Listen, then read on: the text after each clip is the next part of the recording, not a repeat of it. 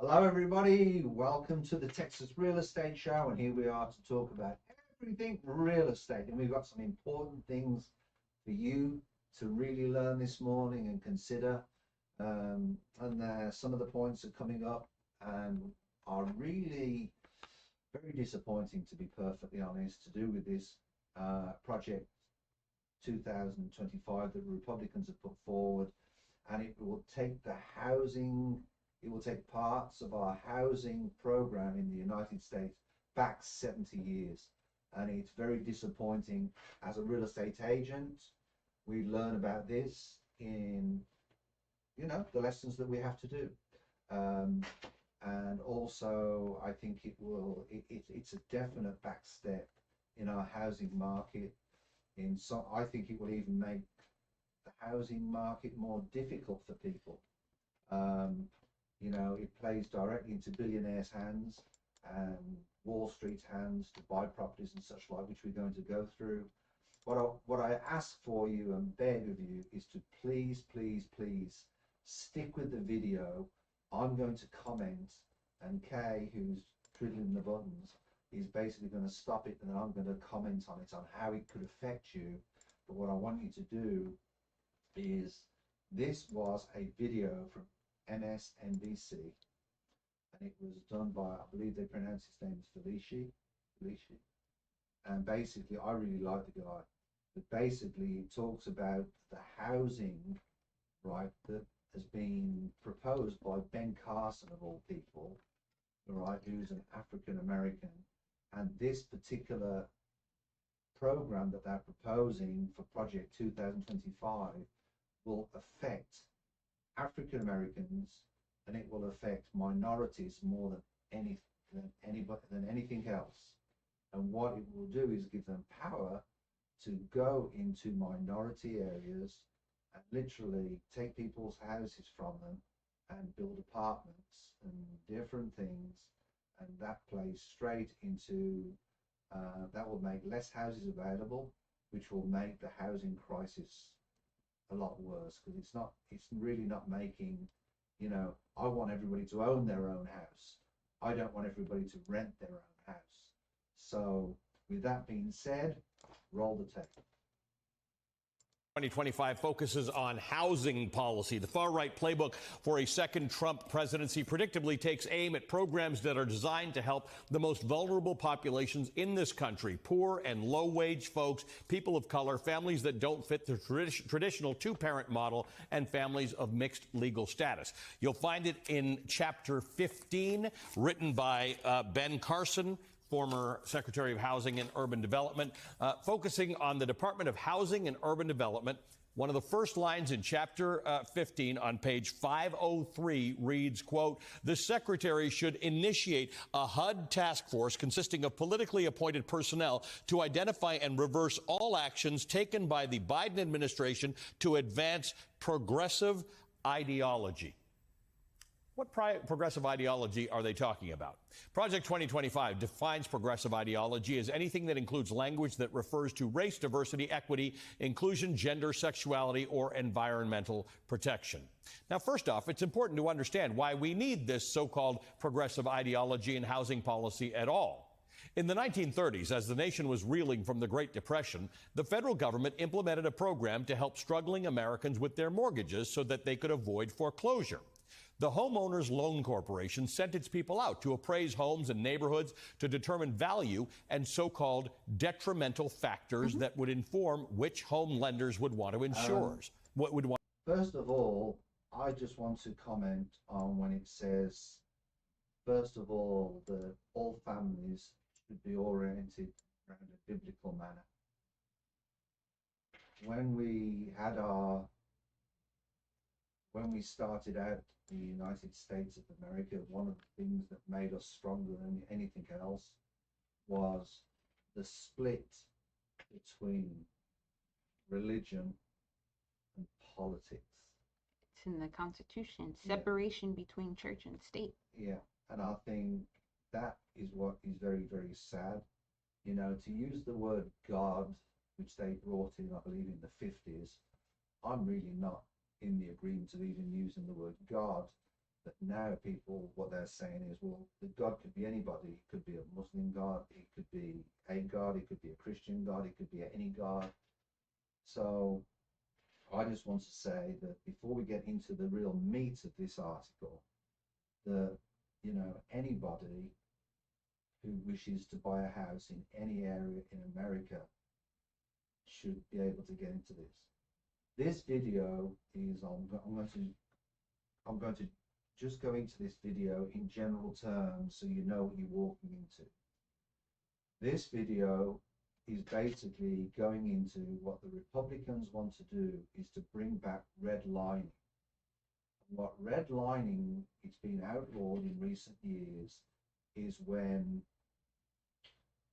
people can basically be steered into an area, all right, by race, creed, color, and we have fair housing laws in this country.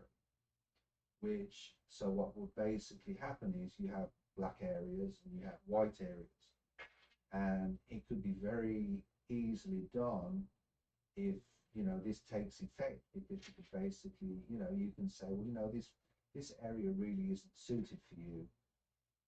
I totally and utterly I'm very opposed to this particular project. I'll be honest with you, I'm very opposed to the Republicans anyway, especially what they're trying to do to this country. And I do think it should be, we need to go forward and we don't need to go back. Do you want to roll the tape? Mm-hmm. Want to insure. Well, as it turns out, to lenders, being black was a, quote, detrimental factor. Inadequate federal policies made way for lenders to refuse to insure mortgages in or even near black neighborhoods. It is a phenomenon you know well. It became known. One of the things that I think comes out of this as you watch the video, one of the things that we all like about America, in the past, the Republican Party has been the party of freedom and the party of, I want my freedom. And I think that's reversed through the Trump era of the Republican Party. It's not the party of freedoms anymore. If anything, it's the party of, we want to control how you live, we want to control how you live. And I think what's basically happened is, that's why you've got so many Republicans now coming out on the side of the Democrats with this election coming up, because basically what's happening is they are trying to dictate what your family should look like. And that is one of the things that's so disgusting about this particular part of the project. Let's carry on. It's very weird. Known as redlining. According to the National Community Reinvestment Coalition, about 3 out of every 4 neighborhoods in the United States that were redlined in the 1930s are still of low to moderate income today, and roughly 2 out of every 3 are predominantly populated by people of color. The policies of the 1930s provided subsidies for developers to build suburban communities and subdivisions while allowing them to be available only to white people. It effectively forced segregation, forced black Americans into housing projects, and reinforced systems which stagnated inequality and prevented upward mobility for non-white people. Throughout America's history, black and brown neighborhoods have been treated as sacrifice zones. For instance, interstates and highways and industrial zones were systematically built to cut these neighborhoods off from economic opportunity centers, exposing them to higher environmental and pollution risks at the same time. There have been attempts over decades to inch closer to equity in housing, to undo some of the racist policies of the past, and the Biden administration has made several important steps toward improving housing equity. Project 2025 wants to undo all of that. Real quickly is there's one comment that to back up what I said about the Republican Party at one time, and I would like to see the Republican Party sort of go back to what it is, although they're called rhinos, but they have a more of a sense of space. And I do think that now, the Democratic Party is more central, than it's ever been. because democracy is at stake. But what I think is so important at the moment with a lot of this is the fact that I like what Tim Walz says, which is mind your own business. For women, it's their bodies. They should be able to do what they want with it. You know, what goes in my house should stay in my house. And I really like what he said when he says, you know, just mind your own business. Just, you know, we're a free country. That basically, you know, one of the things they said was that affirm that marriage is between not just any two adults, but one man and one unrelated woman. So, okay, want to roll it on? Mm-hmm. Progress. Among other proposals, it recommends that the next conservative president, quote, immediately end the Biden administration's property appraisal and valuation equity, PAVE policies, and repeal the affirmatively furthering fair housing, AFFH, regulation reinstituted under the Biden administration. Now, these policies were designed by the Biden administration specifically to chip away at the decades of housing inequality still affecting communities today by preventing racial bias in home appraisals, by actively undoing segregation and allowing lenders to address the effects of our history of housing discrimination in this country. But Project 2025 doesn't end there. On page 509, the mandate says the department should, quote, prohibit non-citizens, including all mixed-status families, from living in all federally assisted housing, which means that tens of thousands of immigrant families, including those with spouses or parents or children who are United States citizens, will face eviction. In fact, the Department of Housing and Urban Development, HUD, estimates that about 55,000 children would face eviction under this proposal alone. The Trump administration, by the way, already tried to do this the first time around in 2019. Project 2025 proposes putting strict time limits on public housing residents. It wants to scrap so-called housing first models of assistance and replace them with models that require treatment and work in order to qualify for housing. This is an area close to my heart because I've worked in it. Housing first models have been extensively studied. They are found to be far more effective at reducing poverty and homelessness than treatment first models, which often require sobriety, mental health treatment, and have higher rates of failure and recidivism. Because the fact is, if you are trying to recover from addiction, you absolutely need housing first. On page 512 of this document, it recommends, quote, maximal flexibility to direct the PHA, the Public Housing Agency, and sales that involve the existing stock of public housing units. Congress must consider the future of the public housing model, where land can be sold by PHAs and put to greater economic use. Throw the poor people out. We can build condos here or factories. Project 2025 recommends that Congress allow land that is currently used for public housing to be sold to private developers for the right price.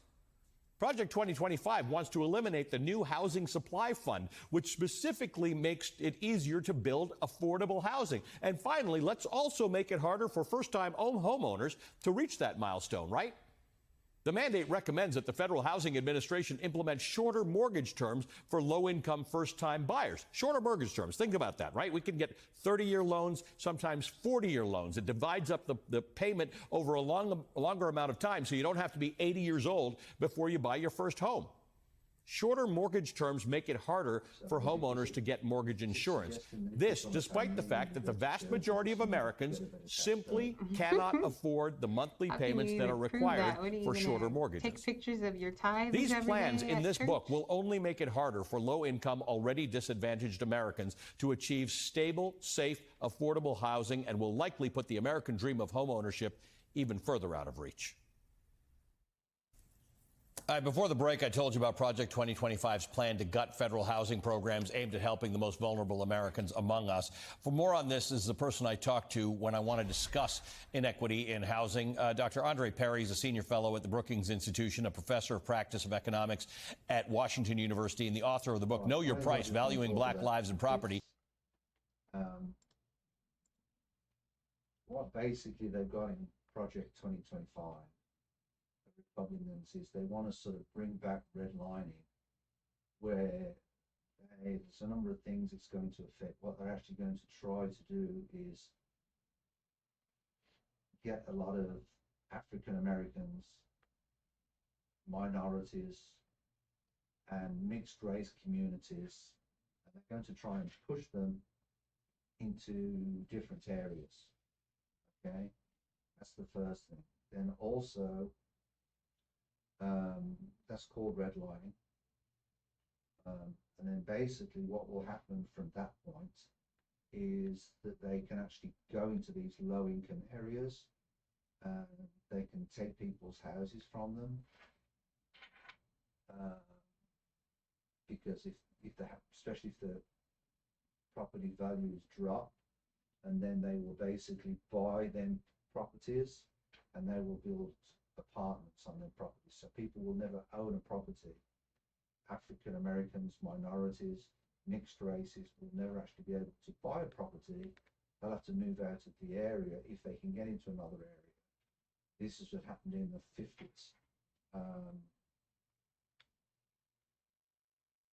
I just want to explain to somebody, redlining is discriminatory practice that denies financial services to people based on where they live, often because of their race or ethnicity.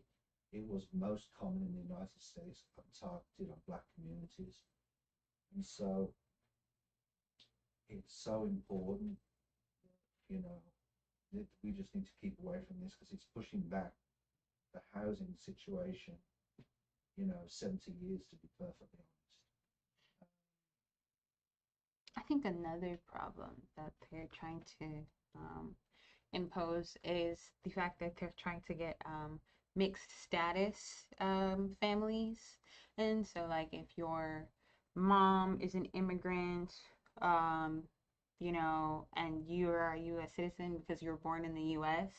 and things like that, that means that, they can evict your entire family because, your mom is not a citizen. Well, that was another thing they were talking about in Project 25, was denying people, was denying people access to credit as well, because they're considered. I don't like using the word illegal. They're just considered as non-citizens. And to be perfectly honest, if they're hardworking people, and they prove that they're not a burden on the country in any way, then I think, to be perfectly honest, I think we should have a system that should let them people into our system. What people don't understand is about the United States of America. To maintain our population, data sources have shown that we have to have, each family has to have, per generation, has to have 2.1 children per generation. And the American generation is actually going down, it's not going up.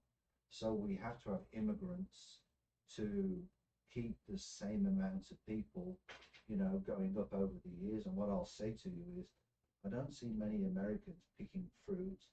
I don't see many Americans, digging the roads.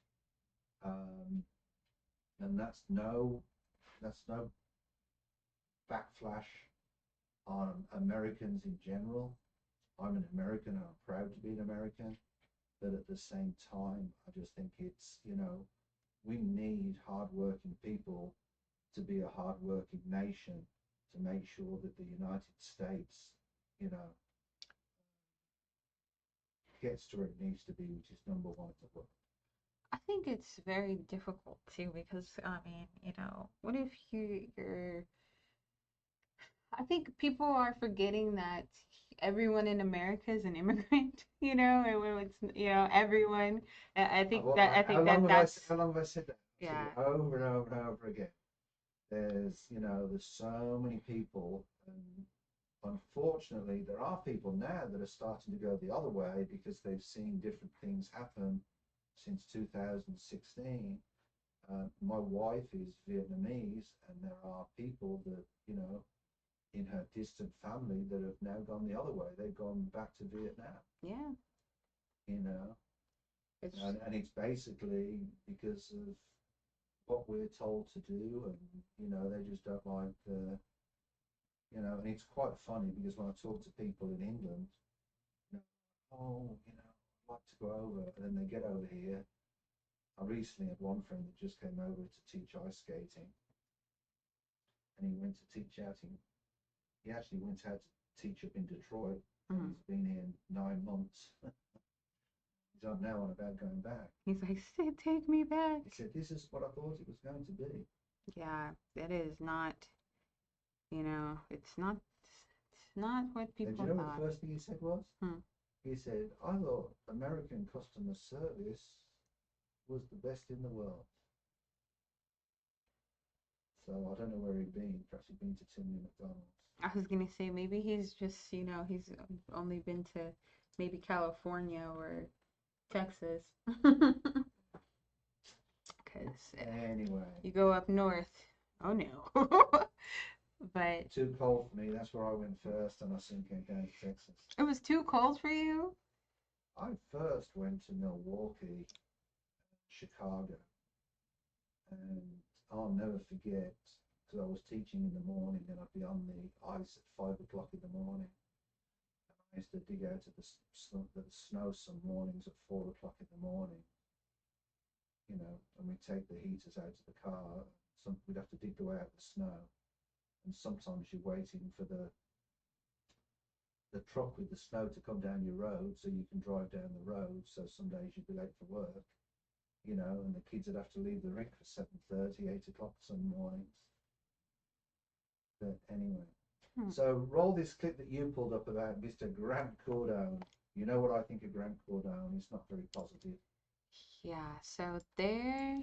I've done one of his classes and I was most disappointed in the class. So, there is a Grant Cardone. Obviously, we all know he's what is he, a billionaire? Is he a millionaire or a billionaire? Well, they say he's a real estate investment billionaire. Okay. But this is what I say. He's probably made more money out of his real estate investment classes and mentoring programs than he has out of his investment program. So people think that he's out of touch because he said he's giving $300 real estate advice for teens. So his advice was, let's just sort of round it up. Every 15-year-old kid should be doing this right now. Cardone begins. If you're getting an allowance of $300 a month, buy a piece of real estate that pays you $30 a month. Only use the $30. Don't touch the $300.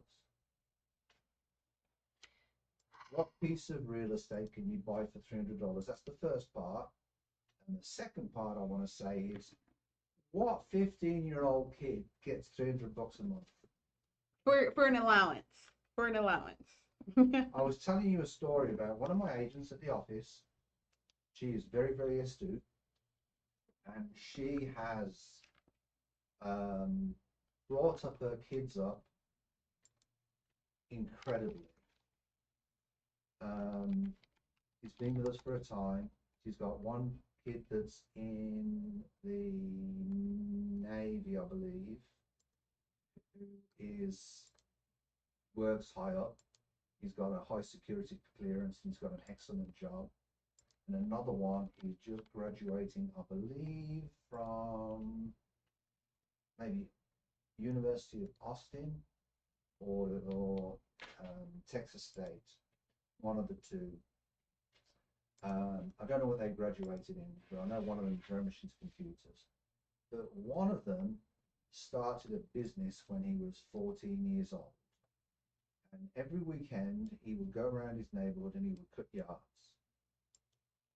And he would cut the yards. And then what he would basically do was he would just cut the yards and save his money, cut the yards and save his money. Well, he ended up, just before he went to college, he had to sell his business. So he sold his book of business, if you want to. and he sold his book of business for, I think, just over $100,000. Mhm. So, you know, it just goes to show. I mean, all them weekends he worked hard, he deserved it. Because he wasn't just cutting 8 yards on a Saturday, I think he was cutting more than that. And he was doing his homework and, you know, working on graduation.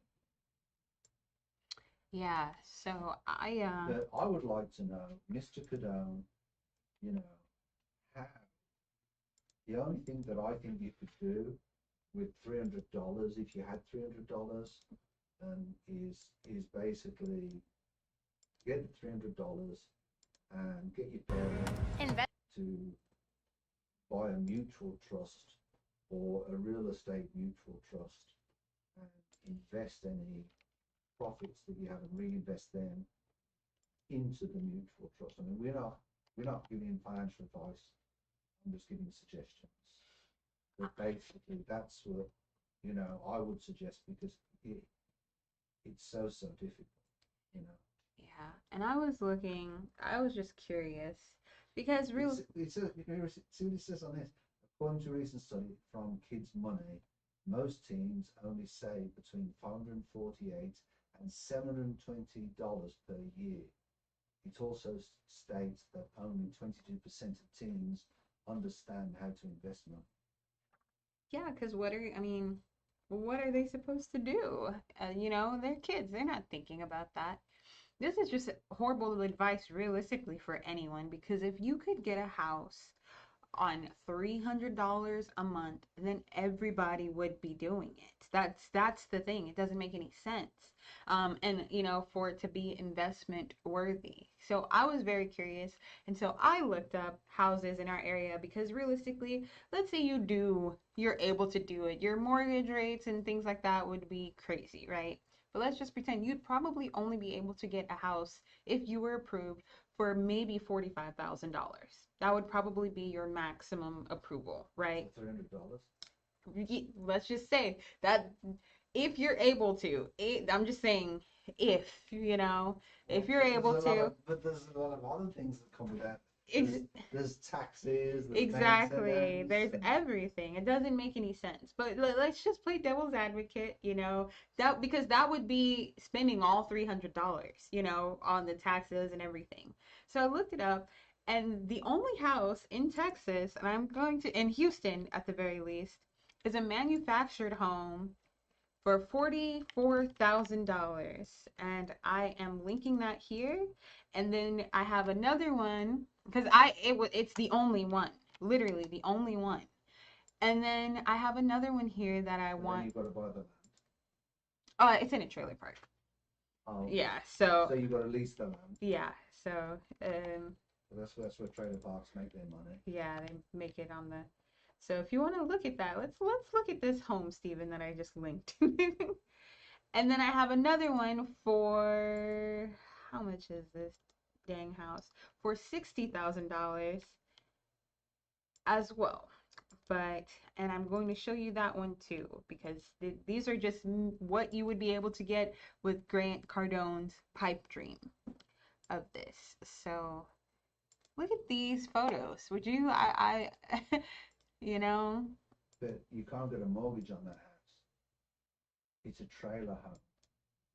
So it's basically you link it up to a car and you pull it away. Mm-hmm.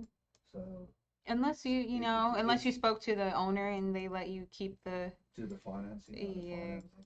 Yeah. But you couldn't get a government back. Look, I don't think it's my belief that you couldn't get a government backed security loan. so You know, a warrantable.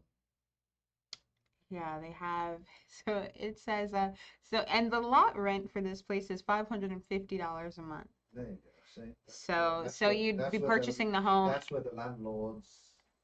Yeah. That's where the landlords get jacked. Then you got taxes at the end of the year. Mm-hmm. On a place that you're already renting out for $550 a month. There's a bit of a scam that was going on some time ago. Where what was happening was seniors were moving into them homes, trailer homes. Mm-hmm.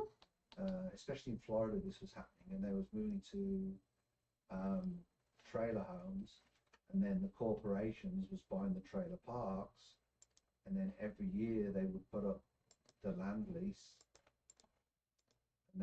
driving the land leases up so high that it was leaving people high and dry, you know. They then had to, if they couldn't afford or have the means to take their trailer home off the lease itself, then they would basically take possession of the trailer. Yeah, that's absurd. That's really sad for them. So I remember. They basically foreclosed. Yeah, and they just sell But it to my another honest one. answer to, you know, for children's saving is, I think it should be done, you know, with the parents, and I think the parents should open up, you know, I wouldn't open up a money market account or anything like that. I would just, you know, I mean, there's so many good. I opened up Different ways. I opened up an account in January, I believe, with Vanguard, and I'm actually very impressed with Vanguard. Their website's terrible and they're very, very old-fashioned. But it's very, very low commission rates, and you know, I haven't put in a lot of money, but basically, you know, I've been holding a lot of money back this year because I don't know, you know, what's going to happen in the real estate market at the moment and how it's going to be at the end of the year. But the point of it is, you know, it's actually done pretty well. I'm pretty impressed. That's good. And it's an election year. Oh, yeah. So you never know what's around the corner with that. I just wanted to look at this one more property, and then I really want us to read further down on this article as well. So I just linked another property. It's for $60,000. Look at what you would have to do to make this. This is a regular home, and it's not a manufactured home or anything like that. But look at what you would have to do to get this place. What, on the photos? Yes. Yeah, can you imagine a 14-year-old every weekend tidying this up? Right. This is, you know, it's crazy. Like, what you would have to have someone, you'd have to hire a company. I mean, honestly, you would have to just tear this place down. There's no way. I mean, and the other part is that people forget is, you know, even if you rent it out for people, tenants have rights. Tenants have rights to, you know, clean water, and you know, health and safety issues and everything else. And a lot of people, you know, forget that. I went to a board meeting last night and had a discussion with one of the board members who does not like investors, and you know, she sort of shouted at me and said, you know, money talks, investors walk, and that's not the case. Not all investors are like that. I think good investors look after their properties because they want the value of their properties to increase over time. yeah. So, But as you know, far as it costs money to look after the property. it definitely does, and that was what I was going to say. When you read the rest of this article, it says, you know, the average mortgage rate in the United States is currently $2,200. Grant Cardone also did not make his self-proclaimed fortune until he was in his 30s. So he's relatively new to being wealthy. He was you know, saving up from the age of 14. right? $300 a month. Payment. Yeah, so he didn't start doing this, and then, you know, people are saying he did not it doesn't represent the challenges that most teens face today, because No, it definitely is a little bit harder for kids. But you know what, and you know the part that is really unrealistic about this article? All right, kids are so into sports over here and different types of sports. I mean, when my kids went to school, they was going to band practice at 7 o'clock in the morning.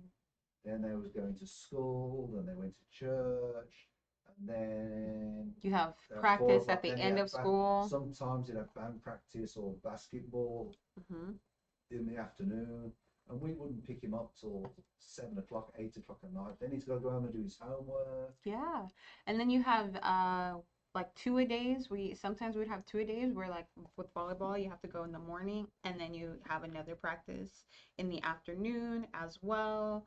And then they'd also cost. You have to pay, the parents have to pay for the students' uniforms because they're customized. They say your name on the back.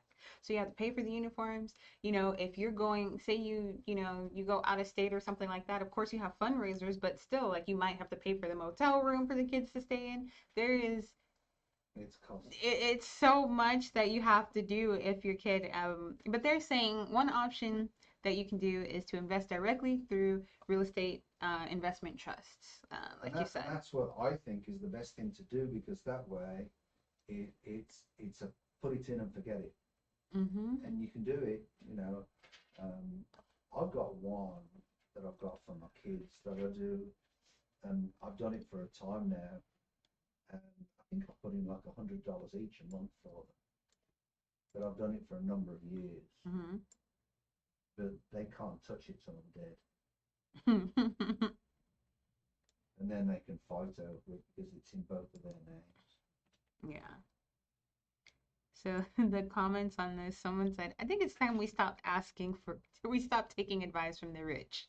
They don't have anyone's But best they don't. All interest. they're interested is lining their own pockets and not paying taxes. Exactly. So, and then vote blue, vote for Kamala. If you want to change, that's honestly what you need to do. yeah, this is just very funny.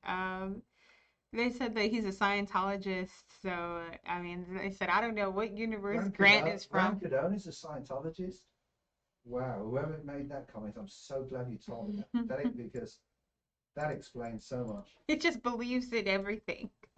But yeah, so I think that he's a very whatever he is, he believes that aliens built some of his properties. Yeah, he's 100% out of touch. That's what he is, because this is a ridiculous thing to tell people to do. Honestly, it is not. It's just dumb. It is probably one of the dumbest things that I've ever heard. And yes, you built your fortune, but you built it when you're 30. He's maybe 48 now or so, and it's just like, dude, come on. You haven't even been rich for the amount for half of your life. You're just making stuff up, man. There's making the money and then there's keeping the money. Mm-hmm. Mr. Trump is finding that out at the moment. But yeah, I think that he's an extremely out of touch. Let's move on to the next topic anyway. Yeah. I brought this topic up, and it was 10 ideas to tackle America's housing affordability crisis. And I think this is so important. And I don't know if you can bring it up on the screen, but it basically says, just to go through it in a very basic way, these are different ideas that have come in from all over America. The top 10 finalists that were listed in this particular article are to have better construction design. And this year's finalists in construction design feature looking to streamline and scale the adoption of ADUs, pioneer new approaches to supply chain, resources, material management, to both reduce costs but also have a broader social impact, and the continued evolution of modular construction. I really think you are going to see more modular construction in the housing market in some areas. Oh yeah. Have you seen San Antonio? San Antonio is probably one of the most affordable big cities, ever. Mm-hmm. But they have started making, they're not particularly modular homes, but they are close enough to them, because they're basically cookie cutter homes, 1 or 2 bedroom homes, that are all lined up next to each other, just like a trailer park, or a modular home community. And they're like, $70,000. And that's, what they're doing in a lot of neighborhoods out there now. You know what I've thought for a long time? In England, we have a home and it's called a terraced home. They became very popular in the 40s and the 50s and the 60s. Mm-hmm. And they were predominantly built because we had a housing crisis. We had to build homes because people needed homes. And I really believe that at some time America is going to realize that you can't have 5,000 or an 8,000 lot, square foot lot. Like we've got a half-acre lot. Mm-hmm. That I think it's going to be more and more difficult. I think the lot sizes are going to start to come down, and gradually, them houses are going to become closer and closer and closer together, and they are already. Especially up north. Oh my gosh. Have you ever Well, been to Pennsylvania? If you go into the 610 loop in Houston, all right, which is considered, what is it called? It's called, they do a lot of grants for low income housing. Mm-hmm. Basically, they've started to build all these houses together. I mean, they're building multiplexes, they're building, all sorts of stuff. Mm-hmm. Anyway, back to the list. Homeowners aren't developers, unlocking the potential of ADUs. Eligible is a design development focus, placemaking, community building. Full circle circle forest. Say it 10 times fast. Sustainable supply chains with Frontera Forest to Home Initiative. Frontera Forest is a home initiative that brings together a coalition of tribes, communities of colour, land trusts and architects to re-engineer the affordable housing supply chain. And I think this comes down to basically, it's for the housing, the supply chain is part of the problem because of the cost of the materials for the housing. Mm-hmm. Then we're going to cut down, let's go to finance. This year's finalists in the finance category provide a diversity of approaches to help make housing more affordable and equitable through addressing legacy issues from the financial crisis, revolutionizing the home appraisal process, empowering communities with tools to address gentrification and displacement. I really think that's one of the biggest problems in the housing market at the moment. I really think it's the home appraisal process which is part of the problem. Stabilizing families and communities. Black Star Stability expands equitable ownership of affordable single-family homes by attacking predatory lending practices and restructuring distressed debt products. I think that happens far too much. It works with families with land contracts and similar forms of seller financing to refinance their homes with traditional mortgages, improve their properties and reduce costs. There are still a lot of predatory lending practices out there. Squaring up to appraisal process with True Footage. True Footage is building technology and a new community of appraisers to collect cleaner data and deliver a more standardized appraisal product that leverages data to inform and validate comparable sales and valuation analysis. True Footage is currently building alternative valuation strategies to evaluate systematic pricing gaps. So I think this is a really good article. If you could put the link in for this article, because I don't want to dwell on it too much. But basically, I think it's a very good article. Affordable housing is a huge problem in America, and I really think we ought to do something. I like the name of the article as well, Land for the Good. We really need to do. Yeah, it's something that I don't think, it's something that we talk about, but I hope that we can actually put it into fruition because, it's essentially the thing that everybody needs.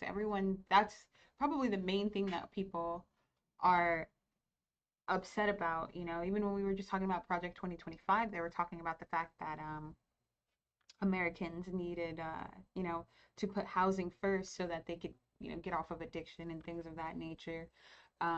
It seems like we're all crying out for the baseline, and the baseline that people are having a hard time with is housing. Because inflation is terrible, but if you can, at least take some steps to solving the housing crisis. When I first got here, my first goal was to buy a house. That's all costs. Mm-hmm. Because, you know, I was renting and it's just, you know, it's 100% mortgage. Right. And so, you know, my goal, and I really made some huge sacrifices. I even got some extra jobs when I got here just to, apart from, you know, coaching ice skating, just to, you know, buy my first house. And I felt so lucky to do that. Right. You know, even to the point where I would walk to the ice rink in the morning at 5 o'clock, and it was like 3.5 miles. In Texas, that's a long way. You know, and then I would walk back at night time and I'd stay at the ice rink all day long. I bought my house before I bought my first car, which was real difficult because I had no credit. But because it was a VA foreclosure, it made it a little bit easier. So anyway, moving on to the next thing. Perhaps I should have asked Grant Cardone for a bit of help. Okay. Who would tell you save $300? Yeah, he would have said I should have been saving $300 since I was 14. I just wanted to talk. This caught my eye in the week, and I thought it'd be good to talk about. This is a town offering $20,000 to relocate. What they basically do is how to secure $10,000 in cash and $10,000 for renovations. And it basically is Cumberland in Maryland. If you're thinking about moving, Cumberland, Maryland might just make it worth your while. A small town located near Maryland, Pennsylvania border offers a unique incentive to attract new residents. I don't know if cities are doing this, but you know, I thought it was quite interesting. I don't know what the properties are like, you know. Yeah, that's what I started looking up. I really don't know what they're like. I don't know what condition they're in. Mm-hmm. But I thought it was quite interesting. Is this something that, you know, is going to be a thing? I mean, I know at the moment a lot of people want to come to Texas.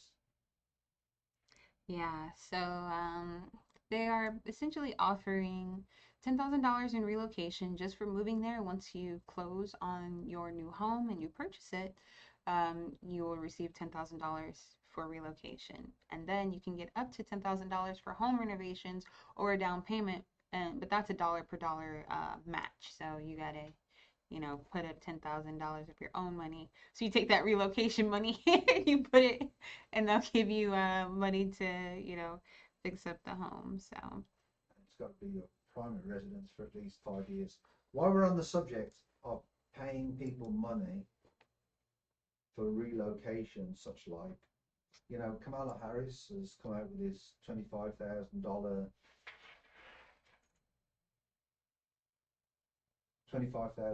to buy a home. What's your feeling on that?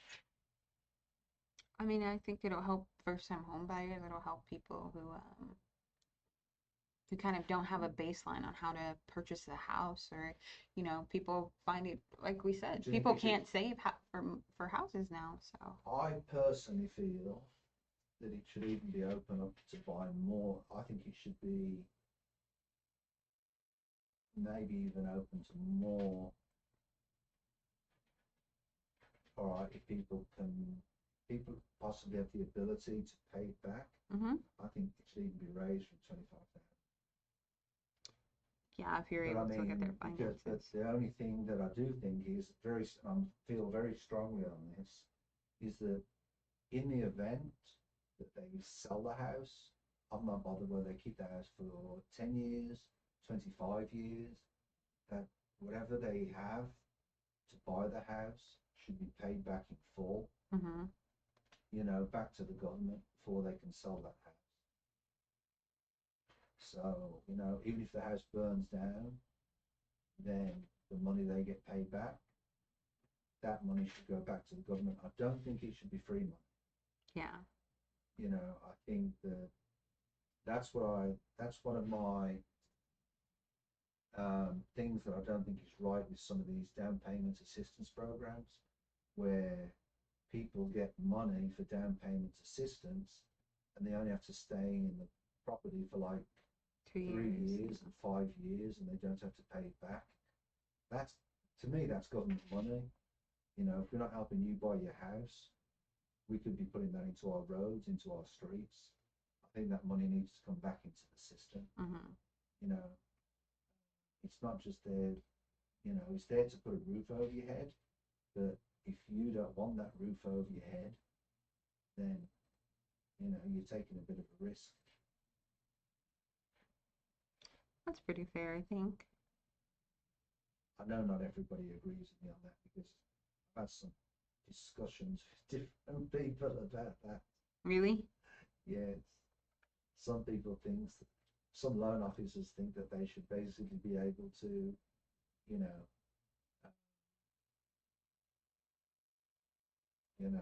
write the money off after a time. I don't agree. But anyway, is that it for today? I think that's all we have. I want to thank everybody for tuning in today for the Texas Real Estate Show. Thank you. Please like, subscribe, turn on notifications. We'd love to hear you. Give us that thumbs up. Please post your comments in the chat. There's a lot of good points that we, you know, I think you can comment on today. If you, do you know what I really like? Is if anybody has any ideas on how we can make housing affordable. I think what we've got to do is to get the Wall Street. One of the things I do like about Kamala Harris is, and Joe Biden had this idea that they was going to limit the amount that corporations can own for homes to 100, so they couldn't own more than 100 homes in any area, because that way they can control the prices. I would love to see that. You know, we spoke a little about it yesterday on the Olympian table. But anyway, give us a thumbs up, post your comments. Let's get let's start making housing more affordable for people. Let's get more people into housing. We don't want to get into this redlining. We don't want to get into another system which is similar to redlining, which is called steering, where we steer people into neighborhoods. You know, redlining is basically making it difficult for people to get credit. But we don't want to start steering people into neighborhoods. You know, if I'm white, I'm better off going to this neighborhood. That is all illegal practices and unethical practices of any real estate agent.